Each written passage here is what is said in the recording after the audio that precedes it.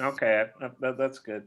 And then seriously, what kind of week has it been for you guys from a COVID testing standpoint? Do you feel good about the results?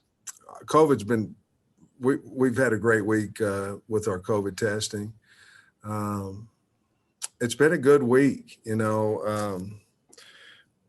We've we went shells Monday, Tuesday, and Wednesday, and shells aren't a whole lot different than full pads, honestly, at this point in time of the year because you're not tackling to the ground, and you can work tackle drills and individuals. So we didn't go full pads anytime this week, but we did go good on good and things of that nature both Tuesday and Wednesday. We've had spirited practices. Scotty. Hey, Coach, do you envision Hudson Henry factoring into the plan this week? And then what have you thought of Blake Kearns here? He's the guy that didn't have a catch to his name before the season. Yeah, hadn't Blake been valuable? I mean, just done a really, really good job. I think he played almost every rep last week against Missouri. Hudson, I don't know.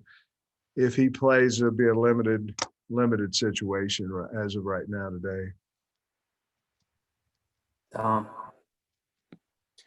Sam, my question is about the kind of effort it takes to beat Alabama. In 2014, you guys got really close.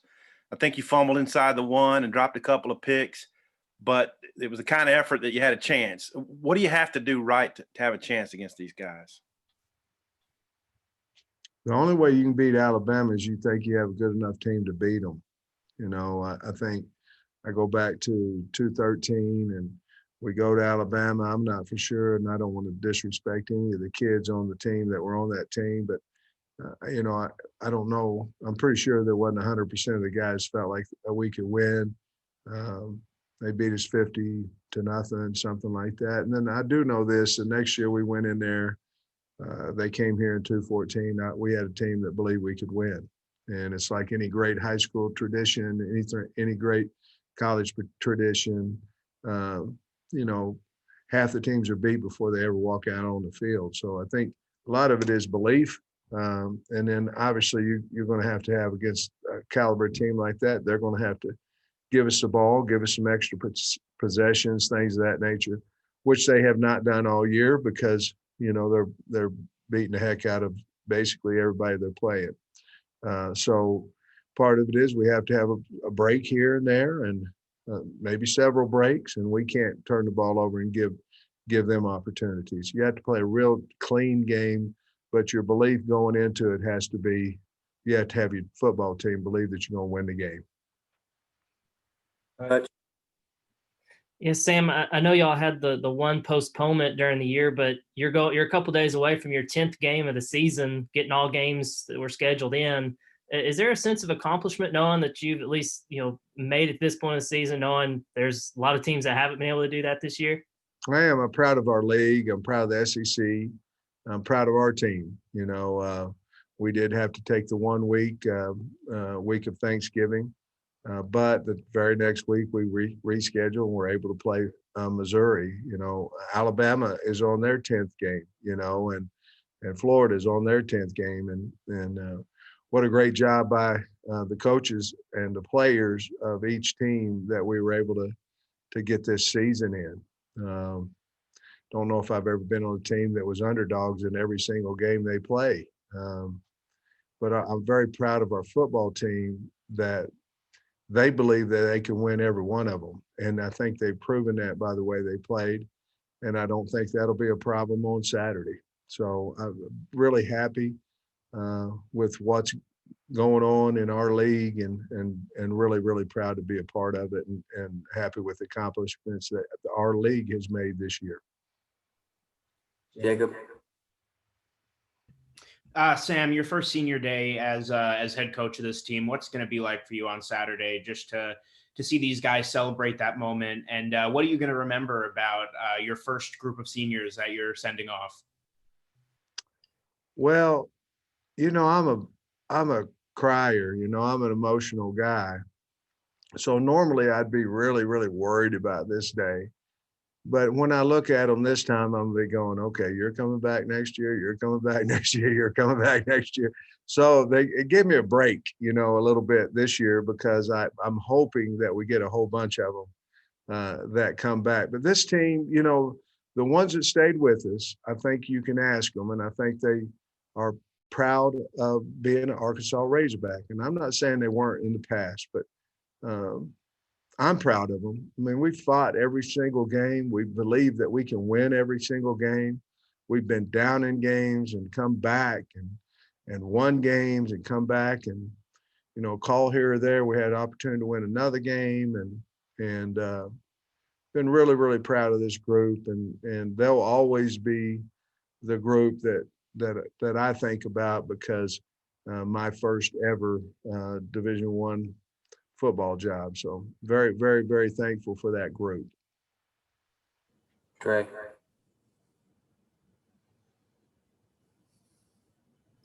Yeah, Coach, got kind of a two-parter. Just to follow up on Jacob's question, what's the rule going to be on how many players can come back who are seniors? Are you still going to have to stay under the 85? Is that something that's going to taper year to year? And also with the COVID situation, you may not be able to answer this or may not want to answer it, but I was wondering if you could spitball a percentage maybe of how many players have had on the team, have had it. Well, the second part of that, Trey, and that's a fair question. It is. It's a fair question. It's also a question that'll get ridiculed everywhere. Whether, you know what I mean? So I really don't want to give that number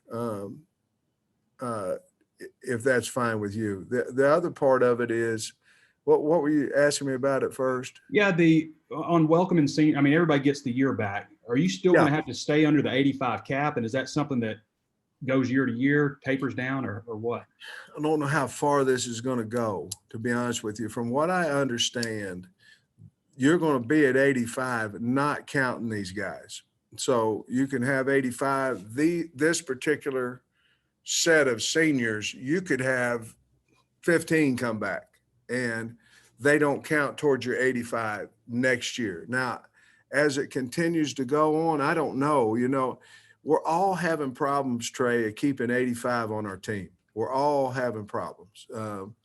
Different reasons, it's the transfer. I don't know if that's the number one reason, but transfer portal.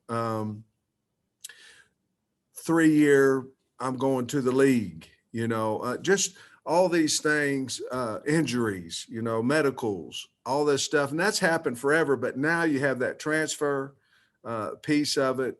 And so it's very, very difficult to stay at 85. So I'm not positive what they're going to do after this year, but my understanding is you can be at 85 plus any returning senior that you have. Coach, on Colin Sutherland, you've been kind of thin at tight end this year, and I know he hasn't helped you this year, but how is he developing at tight end? Yeah, I think he's developing as a blocker. He's a big physical kid. We route running. He's got to continue to improve there. I think we'll see him developing into a 2 or 3 possibly when we come back through spring ball. But I'm pleased with him and his effort and the things he's done. He's a very smart kid. So I think we're going to have value there. Thanks, Coach. Thanks. Bob. Sam, I know you've been really complimentary of Alabama's offensive line. I was wondering, what's the most impressive thing about that line? How hard they play. I mean, that becomes the very first thing you would say when you watch them, is how hard they play, how they finish blocks, how they start blocks. The other thing would be how well they play together. They're really good. And I'm not trying to say how great they are because we're getting ready to play them. Them guys are good now and as impressive. Alabama had another line that reminds me of this line when they won the national championship. I believe they played LSU maybe in the national championship game. I'm not positive which game that was, but that line there that they had, that one was outstanding as well. Scotty. The coach was wondering about possibly Julius Coates' availability this weekend. Was he injured last week or? No, sir. There's just been some rumblings about his availability this week. Yeah, we'll find out whether he can play or not. Tom? I had a couple of things. One, am I missing something on the Joe Fouché unsportsmanlike conduct, or was there more to that? I'm a little confused about what constitutes unsportsmanlike conduct. I'm sorry. What would you like me to say? Had they given the sideline some kind of a warning, like the next guy who does a pose is going to get a flag? I don't know. No. And it was called unsportsmanlike conduct. What do you want me to say? I mean, did you agree with it? You said you had a two-part question. What's the second part? You're not going to like this one either. Felipe, the latest on him, is he still game day, and any other roster, Grant Morgan's and Noah Gatlin's situations?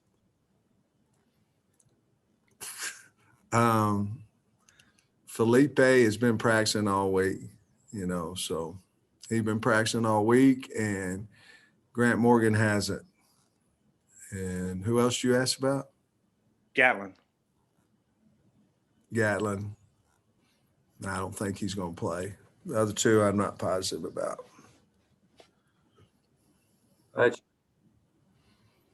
Sam, I know with Felipe, he's a guy that has, his sights set on the NFL after this season. He's banged up. He could easily mail it in and opt out or whatever. What's it say about him that he's, at least stuck around and been kind of a leader and helping out KJ with his development and stuff? Yeah, the same thing it says, Andrew, about him all year. He's the guy, everybody's got an opinion about everything. And, so last week the kid was like, well, he's opting out. He's not going to play. He's not this, that. Kid was hurt, this week he's trying to play, and it says a lot about it. I'm going to tell you something. He wants to play. And I have so much respect for that kid. And obviously KJ went in there and played so well. And it gave us, a look into our future, but he wants to play, and I'm so proud of him. He's trying, to play. He's got to feel well. Would you like to go out there and play hurt at quarterback against Alabama? I wouldn't. So if he's healthy, we're going to put him out there. And if he's not, we're not. Let me know if you've got more questions in the chat, Trey. I don't know if this is our last Thursday game week press conference, but I feel like we saved the best one for last. It's been an entertaining one. Coach, my question is about Malik Javis. He's a good-looking young, big cornerback. We saw him a little bit more last week. What have you seen out of him, and what's his future look like? You're right, Trey. I like him. He's big. He can run. What grade is he in? What year? He's a redshirt freshman. And I think he's got a bright future. I really like the kid.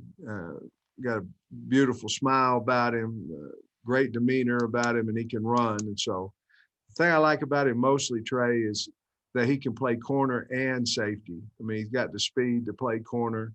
So he brings a lot of value to the team. And I'm not positive if we wouldn't have had spring ball that he might, really have gotten a lot more reps this year. But we just weren't able to get the spring in. And so, yeah, I'm really, really excited about him and his future. Otis. Sorry, Sam, I was dealing with the phone.